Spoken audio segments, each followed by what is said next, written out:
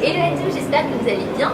Bienvenue dans un nouvel épisode des Tips de MyStock. Aujourd'hui, c'est Sarah, la fondatrice de La Vraie Dose, qui est la newsletter qui vous donne une dose d'inspiration pour tous les aventures de ce job. Elle me livrer ses 5 conseils pour écrire une newsletter. J'espère que ce tips vous plaît. Donc n'hésitez pas à nous mettre en commentaire vos tips à vous et partager cette vidéo. A très vite.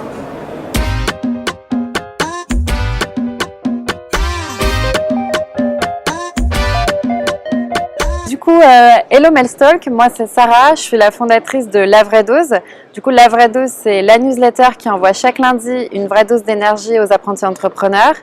Et mon ambition, c'est de créer le média des débuts de l'entrepreneuriat au format 100% newsletter. Et peut-être demain, d'autres médias au format newsletter. Du coup, c'est pour ça qu'aujourd'hui, je suis venue vous donner mes 5 conseils, mes 5 tips, comme dirait Mélanie, pour créer une newsletter qui fonctionne et que les gens vont adorer. Du coup, mon premier conseil, en fait, c'est surtout de savoir pourquoi et pour qui vous allez créer votre newsletter, définir un vrai cahier des charges, le fameux Start with Why, toujours commencer par une raison, un pourquoi. C'est-à-dire, vous devez réfléchir, est-ce que vous souhaitez fidéliser les gens autour d'un projet, par exemple, avant la sortie de votre site internet ou de votre application?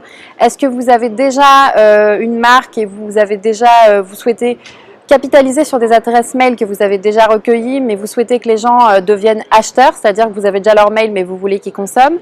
Donc voilà, est-ce que c'est plutôt de la fidélisation, de la conversion? Cherchez déjà la raison, l'objectif de la newsletter, c'est commencer le travail. Et aussi, donc, savoir pour qui vous voulez l'écrire, réfléchir à votre cible, en fait, à la personne que vous allez cibler à travers ce contenu. Donc, tout simplement parce que ça va vous permettre d'adapter plein de choses de votre newsletter et de toucher au mieux cette cible, justement. J'y reviendrai un peu dans les prochains conseils. Du coup, le deuxième conseil, ensuite, pour créer une newsletter qui plaît, qui séduit vos utilisateurs, c'est de travailler le processus d'inscription à la newsletter. Donc déjà, ce qu'il faut savoir, c'est que la législation sur la protection des données, elle s'est largement endurcie au niveau européen.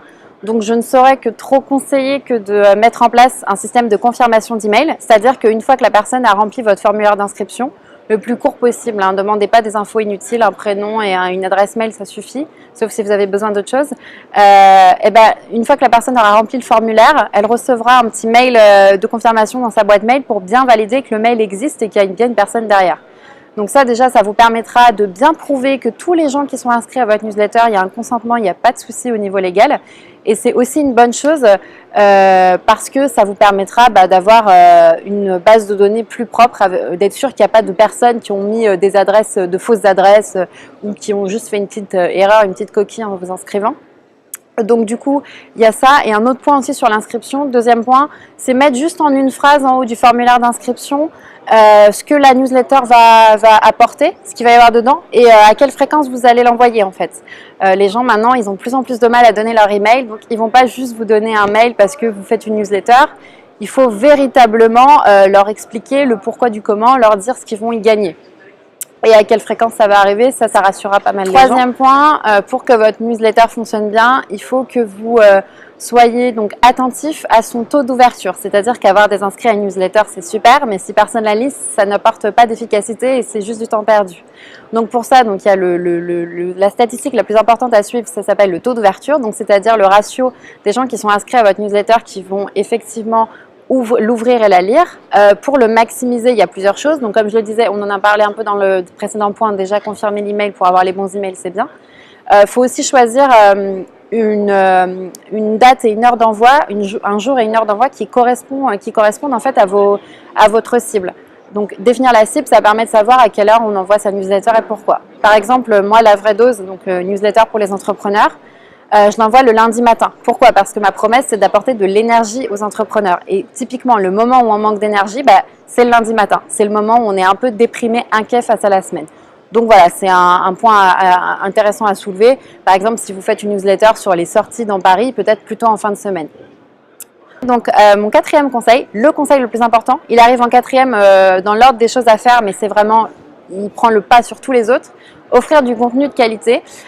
Aujourd'hui, la newsletter, c'est plus juste un petit mail envoyé avec des moins 30% écrit en gros en rouge et un gros bouton. Maintenant, les gens, ils ont envie, ils en reçoivent tellement que celles qu'ils vont ouvrir, c'est celles qui auront du contenu dedans, à l'intérieur qui seront intéressantes. Donc, véritablement, on n'est pas là juste pour parler de vous, faut vraiment, enfin, de votre projet, de votre produit, il faut vraiment fournir de la valeur. Et encore une fois, pour avoir un contenu de qualité et qui va intéresser vos clients, il faut revenir à notre tout premier conseil qui était pourquoi et pour qui. Donc, pourquoi vous voulez utiliser un newsletter et pour qui. Et surtout le pourquoi. Donc, si par exemple vous êtes dans un objectif de conversion, ça peut être intéressant, non pas juste de mettre, non pas juste de parler d'une promotion sur votre produit, mais de, par exemple, mettre des témoignages clients assez longs, pas juste 2 phrases, mais 5 ou 10 lignes où les gens ils disent, bah voilà, quelle est la valeur que j'ai retirée de mon utilisation de tel ou tel produit. Si à l'inverse, par exemple, vous envoyez une newsletter pour tenir les gens informés de l'avancée de votre projet, bah, n'hésitez pas à parler de vous, n'hésitez pas à mettre des photos, n'ayez pas peur de faire des newsletters longues. Moi, on m'a dit au début, lorsque j'ai lancé La Vraie Dose, de faire des newsletters courtes que les gens n'allaient pas lire. Et en fait, 6 mois plus tard, on se rend compte que quand le contenu intéresse les gens, ils sont prêts à y passer du temps, à y consacrer du temps. Donc, n'ayez pas peur de faire du contenu un petit peu plus qualitatif, un peu plus long, quitte à ce que la newsletter vous prenne du temps. Si c'est votre premier canal d'acquisition marketing, ça vaut le coup. Mon dernier conseil, du coup, ce sera évidemment aussi la partie chiffres. Il faut au fil du temps, au fil de vos newsletters, suivre des statistiques que vous allez choisir et vous y fixer.